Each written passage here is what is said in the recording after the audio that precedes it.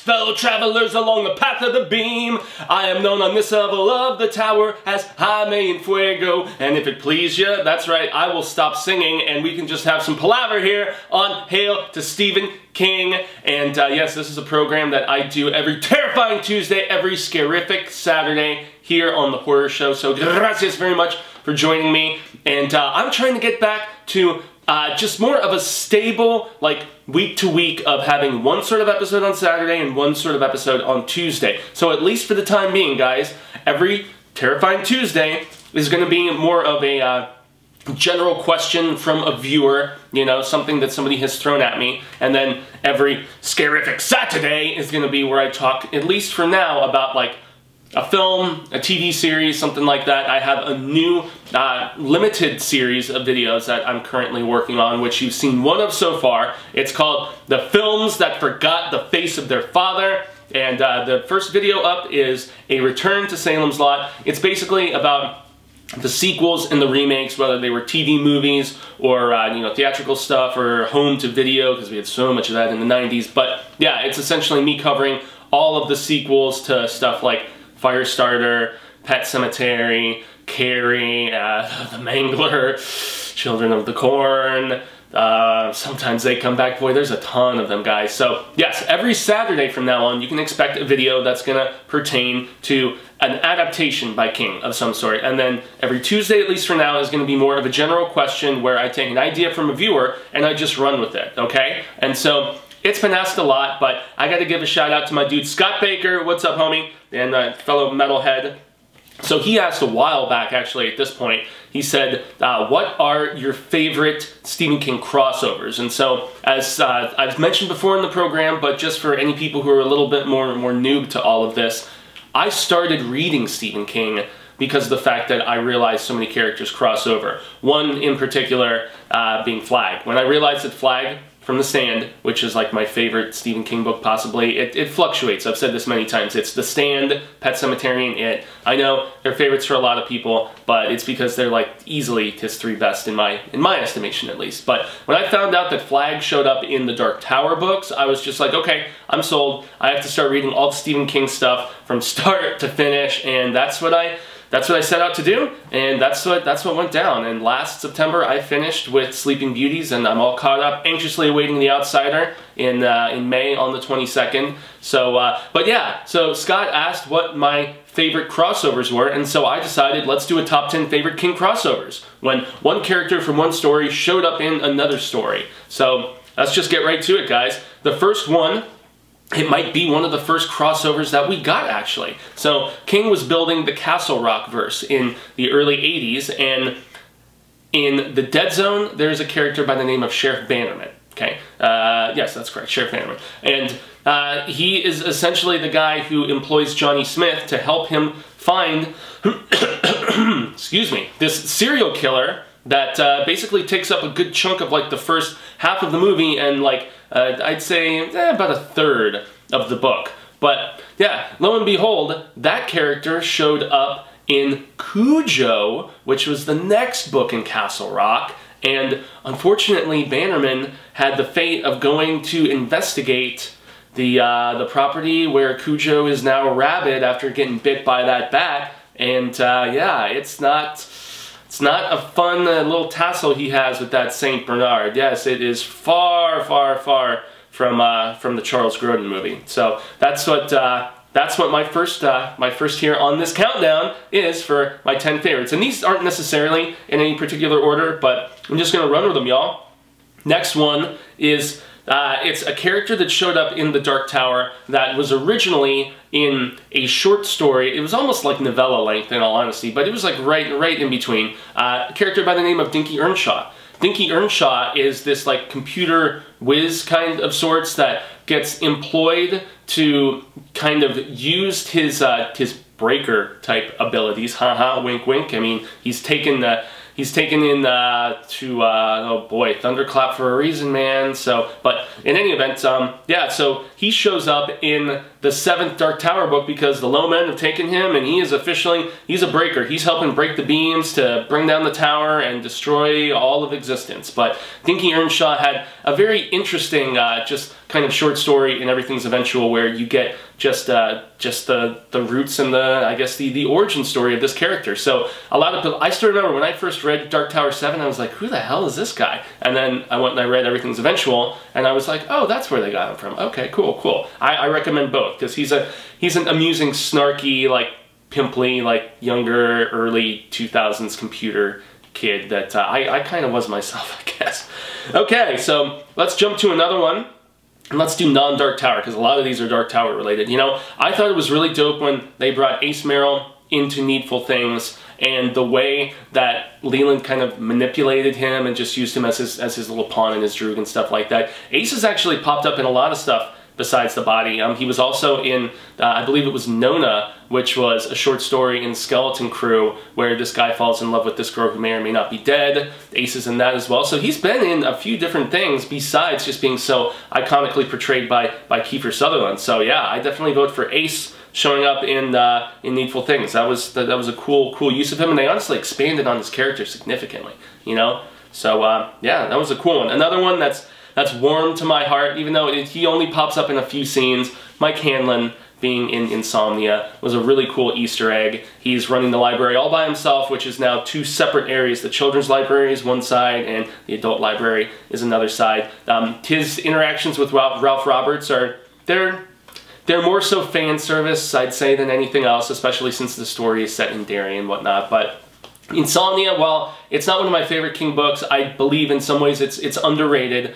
It's just, for me, it followed too many similar tropes of things, and it also had the subtext. It was too heavy-handed with the subtext for me as a book. You know, with the abortion protests and with all these different things. Not that I'm, you know, saying political beliefs or anything like that, but it was just too heavy-handed in the social subtext, I think. But it's still a pretty damn good book when they stuck to the interaction of, you know, Ralph and his lady friend, whose name is eluding me at the moment because I didn't write that in my notes. But nonetheless, just Mike Hanlon, any of the Losers Club showing up in anything after it is just pretty awesome. So I had to mention that. Okay, next up. Okay, well, I guess we'll do another Tower one since there's so flippin' many of them. Ted Brodigan. I loved when Ted Brodigan showed up as a breaker as well, just like Dinky in the Dark Tower 7. You know, he was a great character. His interactions with Garfield in Hearts in Atlantis, where it was a heartwarming relationship, and he really got the short end of the stick with what the boy's mom did and stuff, and the low men coming and getting him, and obviously they took him back to you know to Endworld, or it's Outworld, Endworld, whatever the hell they call it. I always get Mortal Kombat and the Dark. Pretty sure it's Endworld, but nonetheless, yeah, where he was taken back to where, you know, the destruction of the tower was going down with all the breakers and stuff. It was nice to see his character return, interact with Roland and the rest of the Katat and stuff, and, you know, Shimi, and, you know, Shimi also being a very cool character from the Dark Tower 4 that showed up in 7. So all good stuff, man. So Brodigan, and I already mentioned Dinky as well. So those are two really cool ones. You know, I'm gonna jump to one that I have an idea for these two for another video that I'm gonna do, which will be the next one that you see, which is gonna be my most wanted crossovers between two different characters, because a viewer named Chief actually asked that question about which characters I'd like to see crossover that haven't. Jesse from Gerald's Game and Selena from Dolores Claiborne, they basically cross over in each other's books based on the horrific circumstances that they encounter. But like, one shows up in a vision in Gerald's Game for the grown-up Jesse, and then Selena's horrible situation shows up and is shown to, yeah, and then in Dolores Claiborne, you know, she sees Jesse's situation when she's a girl. So it's like, one is a viewpoint from the adult seeing the child, and then the other one is a viewpoint of the adult seeing the corresponding child. It's really, it's crazy, just kind of, I don't know, Kingisms that work really well. It's all connected to this eclipse. And both of those books are fantastic, and I love both adaptations. Dolores Claiborne, the movie being more so like a pseudo-sequel of sorts, but it's terrific in its own right. In Gerald's Game, man, you knocked it out of the park, Sir Mike. I mean, Mike Flanagan, you can do no wrong in my eyes. So that's another favorite crossover of mine. It's like a double crossover almost between Gerald's Game and between Dolores Claiborne with Jesse and Selena. So next up, Oh, this is one that really just made me smile. It's another appearance by the Losers Club, and it's in 2 members, unfortunately, only, but it's in 11/22/63, and it's when our protagonist, our time-jumping dude, played by Franco, on the screen, yeah, he spends time in Derry, yeah. And, yeah, while he's in Derry, he's just kind of doing some investigating. He's walking around one day, and who does he see dancing around, just playing along to a jazz record and, you know, hanging, but Bevy and Mr. Beep Beep himself, Richie Rich. And it's a really cute exchange, and you can tell that there's still... It takes place after all the Pennywise stuff, so, you know, obviously they're kids, so it's in between when they were kids and they were adults, but it's probably a year or so later. I'm trying to remember the exact timeline. But yeah, it's just so cute to see them and interact with, you know, this character who you're already falling in love with, who, you know, forges the great relationship with Sadie and everything. Man, I love 11/22/63. It's so damn good. But just even though it's one scene in Derry where we get that little nod, just seeing Bev and Richie coming back, damn, it was so cool. And since I have been trying not to do these in a particular order, I'm making sure I've hit everyone except for these last 2. And yeah, I have. So let's get to the second to last, and the second to last was actually a character who was introduced in a very minor role in Rose Madder, one of my most underrated Stephen King books of all time. Love Rose Madder. A character by the name of Cynthia Smith. So Cynthia Smith was in this woman's home for you know, abused ladies and stuff like that Rose Daniels was in, and they kind of forge a friendship of sorts, but it's more like, you know, just an acquaintancehood type thing. They don't get like super tight or anything, but she ends up obviously leaving the home, and she pops up in the next King book, which is, yep, right over there, Desperation. And she's a main character in Desperation, which is super cool. She has kind of this romance thing that goes on with the assistant of the writer, Steve, I want to say is the guy's name. But nonetheless, it's just cool seeing her kind of firecracker, like, you know, feistiness, like, expanded upon. And she was actually very beautifully and, you know, very solidly portrayed in the Mick Garris movie too, although that's one that I would love to see remade. But yeah, Cynthia Smith was an interesting character that I found pretty cool and I wanted to know more about in Rose Madder, and lo and behold, she got a bigger role in the next King book. So yeah, once again, more connections and stuff, which is pretty rad.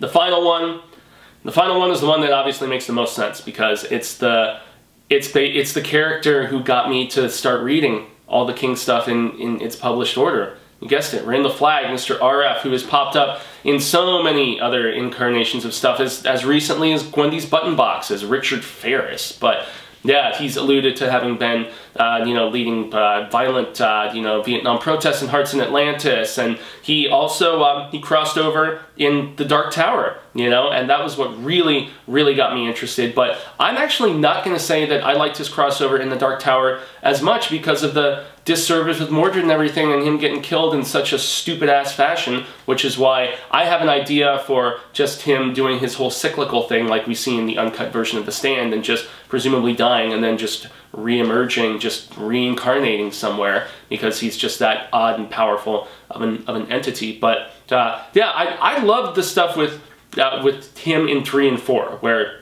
he shows up at the end of the Wastelands, and, you know, he's talking to TikTok Man, and, you know, there's a man who used to say "my life for you," and it's so good. And then he was used pretty good in the stuff with the later Katet, the newer cut, the new Tet, I should say, in Dark Tower 4. But you know what? I'm actually going to go with the intriguing way that he was implemented in The Eyes of the Dragon, where we just realize how many different forms he's taken, you know, as this evil magician in Delane, and the way he just kind of pulls the strings with Thomas to get him to, you know, become king instead of his more presumed brother, who ends up in the tower and everything. And yeah, I just, man, anything Flag crosses over in, I mean, I'm cool with it. But this might be one of my favorites because I love swords and sorcery stuff. And, you know, it would have been The Stand, it would have been The Dark Tower, if not for the fact that I felt like King gave him such a disservice. You know, he was the big bad. And then the Crimson King emerges, and then, you know, we have this disappointing end to Flag, you know, with the spider baby, and then we have, you know, the guy who usurps him as the main villain of the entire series ends up being disappointing and maniacal and silly on top of the tower throwing bombs. So, I don't know. That's why, for my favorite King crossover, yeah, I'm going with Flag showing back up in the Eyes of the Dragon. So he's in like a totally different capacity. So there you have it, guys. That is my favorite King crossovers. So just to recap them, we've got Sheriff Bannerman and the fate that he finds in Cujo after originally being in the Dead Zone. Father Callahan, obviously. You know, did I forget to talk about Father Flippin' Callahan? Damn, I did. So backtrack. How far are we going back? Not that far back. We're going to go to one of my top 5 Stephen King books. I'm a dumbass, man. It's because I was skipping around on this, guys. There you go. But, yeah, Father Callahan was another of the reasons why, when I heard that, you know, so many characters cross over into the Dark Tower series, I was just too excited to talk about Flag now, wasn't I? And I just jumped right over Father. Father Callahan was originally in Salem's Lot, which is my 5th favorite. If I was to do a top 5 Stephen King books, yeah, it would be, you know, the aforementioned 3 of The Stand, It, and Pet Sematary. But, you know, after Wizard and Glass, it's definitely got to be Salem's Lot. And then I've got some more diverse picks after that. But Salem's Lot is great, and Father Callahan wasn't a character that stood out to me too incredibly in the book, but they flesh him out so intriguingly, especially in, you know, Wolves of the Call, book 5, and a good chunk of that was originally supposed to be just its own book separately, you know, with Callahan in New York, and the man he falls in love with, and, you know, just learning about the 3 types of vampires and everything, and we get some background about Sayer, and just all this cool stuff. King eventually decided to implement that as opposed to being a straight Salem's Lot sequel. He injected it into the Dark Tower 5, in some opinions for better or for worse, but yeah, just the way he teams up, and he kind of redeems some cowardly stuff as well. You know, he becomes a very compelling character by book 7. So now we are finally through the list proper. Damn, do I feel like a dumbzoid.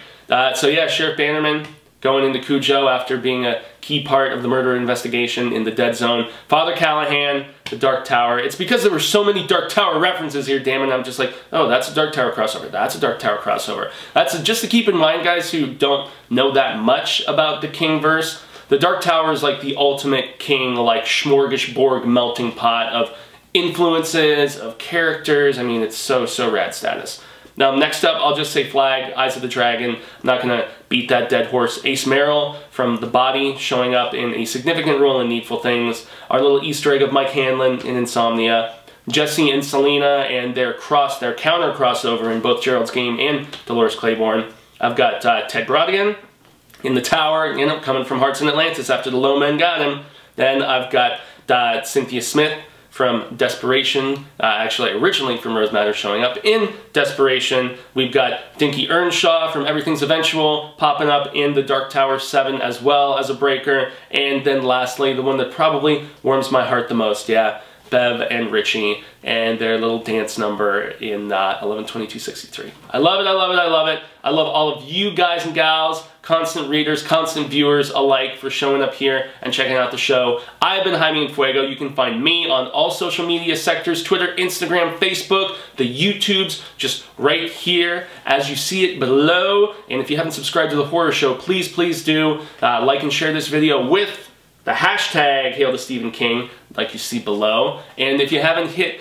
the bell, yes, ring a bell, that's going to give you notifications anytime there's a new Horror Show video. Besides Hail to Stephen King, which is done every Tuesday and Saturday, we do trailer reactions, oh boy, movie reviews, convention coverage, video game Let's Plays, we do comic reviews, TV reviews, we do celebrity interview, just so much. We have tons of comedy sketches and fun stuff too from the early years of the show that we are looking into branching back into and doing a fresh batch of. We just celebrated our 4-year anniversary, over 19,000 subscribers. Ha! 19, huh? What do y'all think about that? And also 4 million views. So thanks to all of you. Gracias a grande one once again for tuning into this program. And until the Wheel of Ka comes around once more, hasta luego, sin amigos, constant readers alike. I hope that we get to meet each other sooner rather than later. And until that instance arrives, remember, stay scared and read Stephen King.